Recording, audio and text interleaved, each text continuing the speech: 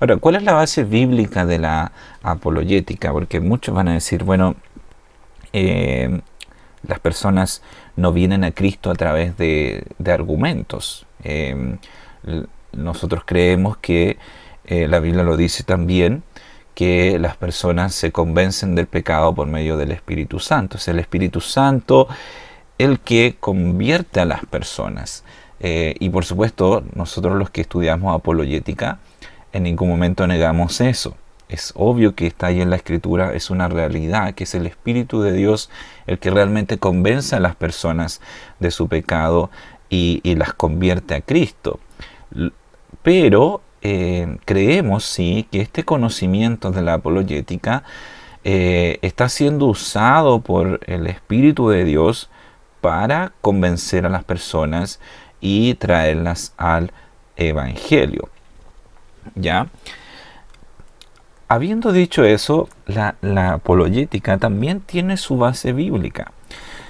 Por ejemplo, en Primera de Pedro, en el capítulo 3, versículo 15, dice: sino santificar a Dios, el Señor, en vuestros corazones, y están siempre preparados para presentar defensa con mansedumbre y reverencia ante todo el que os demande razón de la esperanza que hay en vosotros. Es decir, tenemos que estar preparados para presentar una defensa de lo que nosotros creemos. Cuando alguien te diga por qué tú crees en las verdades del cristianismo, tú tienes que estar preparado para decir: yo creo en el cristianismo por esto, esto y esto. Ya tenemos que estar preparados para dar una defensa de lo que nosotros creemos, tratar de argumentar sobre la verdad de nuestras creencias. Ahora, alguien puede decir, bueno, si alguien me pregunta por qué yo creo en Jesucristo, yo puedo decir, bueno, tuve una experiencia de fe con el Señor y por eso yo creo. Y eso también es una respuesta bíblica. También dice la Escritura que el Espíritu de Dios da testimonio a nosotros por medio de una experiencia más subjetiva.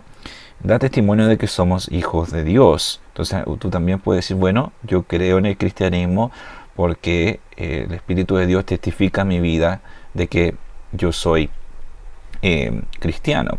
Ahora, si bien esa respuesta también está correcta, en los días de hoy esa respuesta no puede ser tan efectiva porque la persona te puede decir, bueno, ¿por qué entonces tu experiencia es más válida que la experiencia que tienen, por ejemplo, los mormones, los testigos de Jehová, los adventistas y otro tipo de religiones? El budismo, por ejemplo, que ellos también reclaman de que tienen experiencias personales con lo que ellos creen.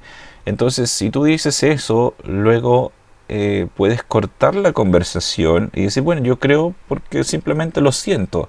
Siento al Señor en mi corazón. Hoy en día, como están las personas, como cuestionan todo, es mejor alejarse un poco del lado emocional de la fe, del lado subjetivo, donde generalmente no hay un punto de base donde poder comenzar, porque las experiencias subjetivas son todas relativas. Pero en cambio, si tú dices, bueno, yo creo en el cristianismo porque hace mucho más sentido de la realidad en que vivimos, explica de mejor manera el mundo, hay mejores argumentos en favor de la fe cristiana. Si tú dices esto, probablemente la persona te da, bueno, dime qué argumentos tú tienes que prueban la existencia de Dios o que prueban la veracidad del cristianismo. Entonces, de esa manera tú puedes empezar a ya hablar del Evangelio, dar una defensa de las cosas que tú crees, y probablemente si Dios usa lo que tú dices, la persona se puede interesar mucho más en el Evangelio y Dios le puede abrir su corazón para que reciba a Cristo.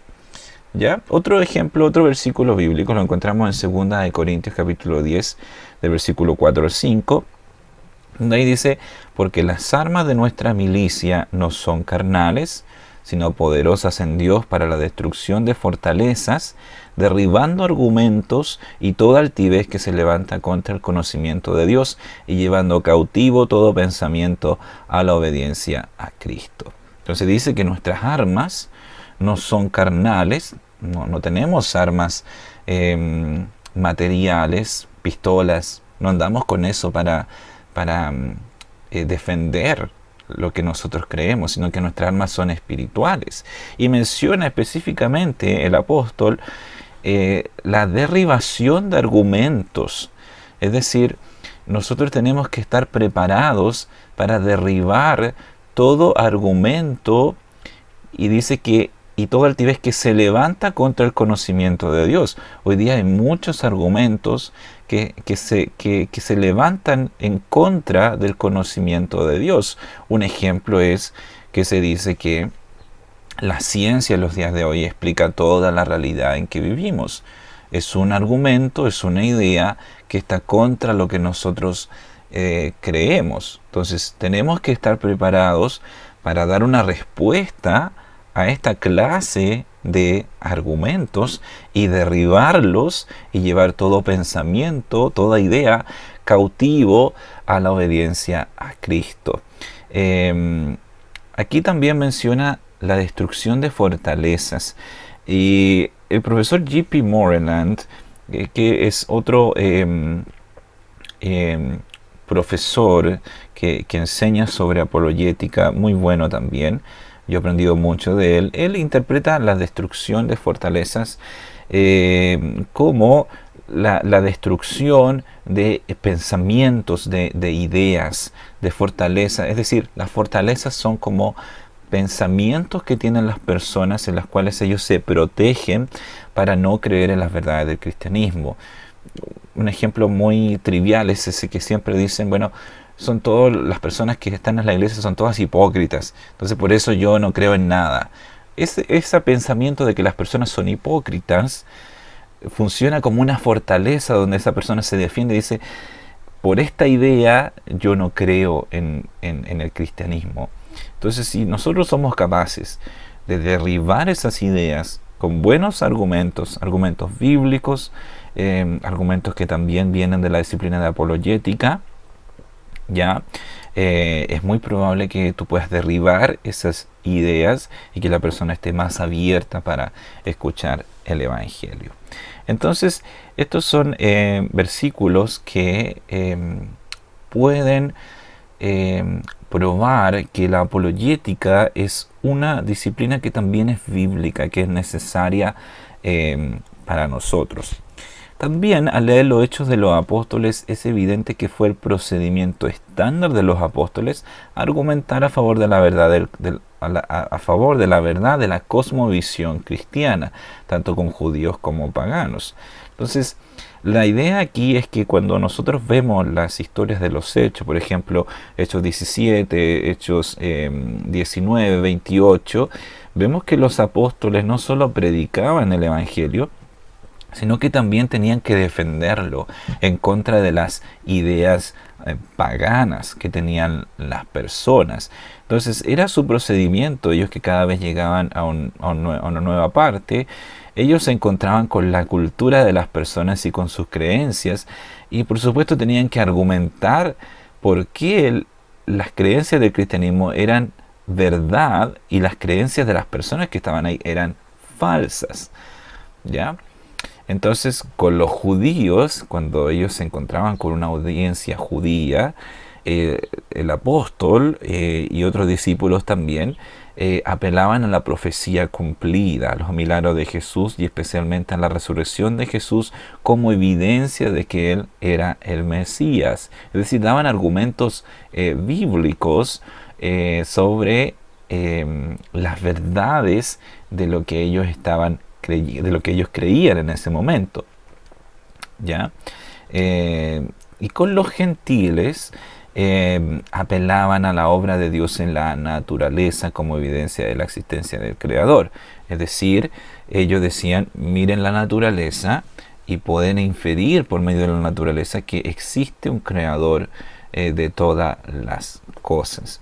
Entonces, podemos ver que los apóstoles no solamente ellos predicaban el Evangelio así como así, presentando a Jesucristo, asumiendo de que todas las personas iban a creer en Él, sino que daban argumentos en favor de su creencia. Con los judíos argumentaban en base a la profecía, en base a los milagros que hizo Jesús, en base a la evidencia histórica, y con los gentiles ellos trataban de hacer argumentos un poco más filosóficos, a lo mejor apelando a lo que está hecho en la naturaleza.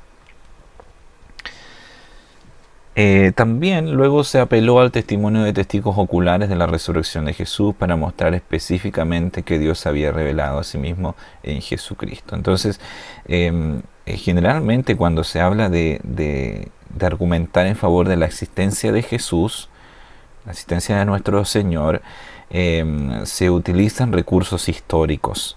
Se evalúan los evangelios de forma histórica. Entonces también la apologética nos da herramientas, nos da ideas con las cuales nosotros podemos también argumentar en favor de la existencia de Jesús de forma histórica.